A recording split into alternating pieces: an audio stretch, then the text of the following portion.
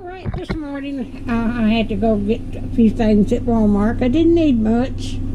I needed some hamburger, sausage patties, and I got some sweet and sour chicken, frozen dinner. I needed eggs. I needed some milk, and I've been wanting some oyster soup. I got some bumblebee oysters. I needed some sugar, and I needed some coffee, and I needed some bread, and I got some onions. So that's my haul today, which is not very much, but I hope y'all have a wonderful week, and just be safe and stay cool. Thank you. If you will be notified when my videos come out, just hit that bell and